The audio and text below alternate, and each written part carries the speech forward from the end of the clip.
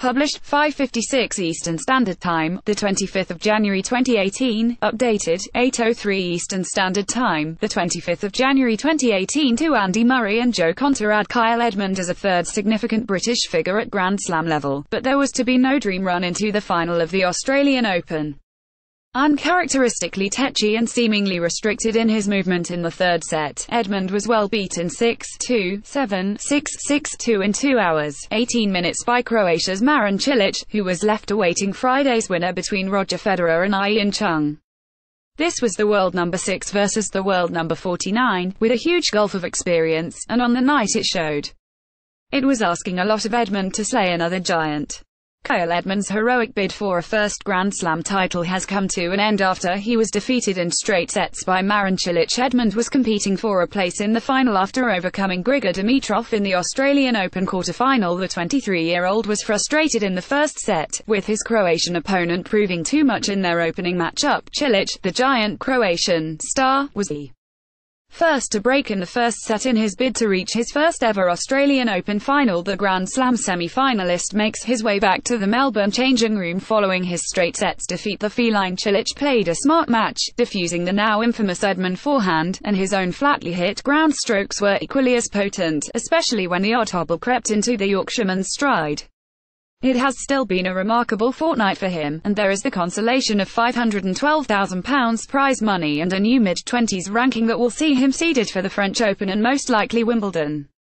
But ultimately this was a comprehensive display from Cilic, who showed no hangover from a taxing match against Rafael Nadal in the previous round. He is into his second final from his last 3 Grand Slam events.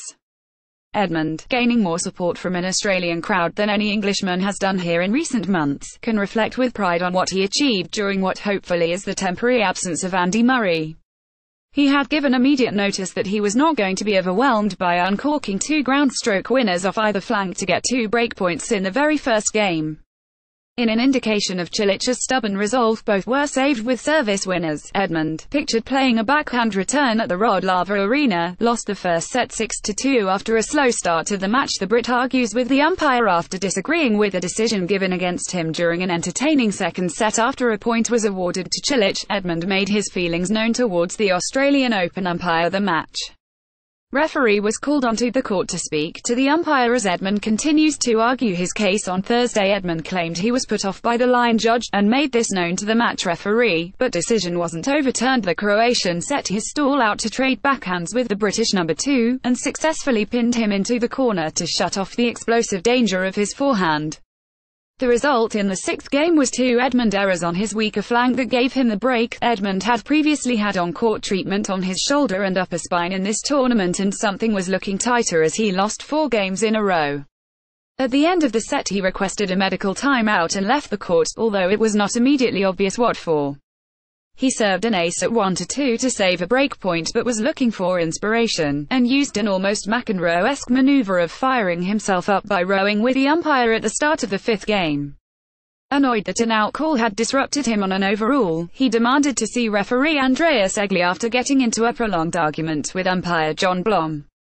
Perhaps it was meeting Gordon Ramsay the previous day. Edmund gestures to the umpire during his bid to reach the Australian Open final, but the Brit was unable to overcome Cilic. The semi-finalists crossed paths during a change of ends, with Edmund using a towel to dry himself in hot Australian conditions. Australian Open spectators watch as Britain's Edmund hits a return against Croatia's Cilic during their semi-final showdown. The British star was certainly up for the occasion and showed his ability with some impressive shots in the early exchanges. Cilic played a smart match, diffusing the now infamous Edmund forehand, and he played a string of flatly hit ground strokes. Whatever it did seem to fire him up, and he upped the pace of his ground strokes thereafter, but there was no way past Cilic and his enormous wingspan. He glides around the baseline for a big man, and also hits a mean forehand himself. There were problems for Edmund. Most times he failed to land in his first serve, but he still pushed it to a tiebreak, perhaps knowing that nobody bar Roger Federer has come back against Cilic from 2 sets down. A glorious backhand winner squared the tiebreak at 3-3, but Cilic forced him way back onto his forehand into the corner on the next point, and he could only flap the ball into the net. At the start of the third it became more apparent that he was not moving as well onto his backhand side, perhaps suffering from the mental deflation of his situation. Cilic broke for 2-1 by taking his third break point out of 5, although he was pushed to 3 deuces in the next game as Edmund refused to give in. Edmund returns the ball to Cilic, who became the first Croatian to reach an Australian Open final with this deserved victory. Edmund's and Cilic's match lasted almost 2.5 hours. As darkness descended over Melbourne's Rod Laver Arena, Edmund, pictured returning the ball, gained more support from Australian crowd than any Englishman has done here recently. Cilic was more experienced, but this was only second semi-final in Australia and his first since losing to Andy Murray in 2010. Edmund's coach Frederick Rosengren, right, cheers on the British hopeful from the players' box in the Melbourne stands. The Croatian is capable of faltering in sight of the winning post, but an awkward backhand pushed wide by Edmund gave the security of a second break in the third set, and from then on there was no way back. At least many people now know Edmund's name, indeed his life story, and he should push on from here. He is due to play for Great Britain next week in the Davis Cup away to Spain, which will not be much easier. Cilic said afterwards, "In the second set I was a bit up and down in my game and he started to release a few forehands, but I stayed mentally very focused.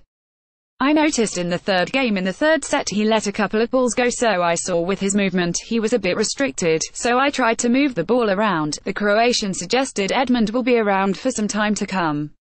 He added, "He is playing great tennis and he improved a lot the last couple of years.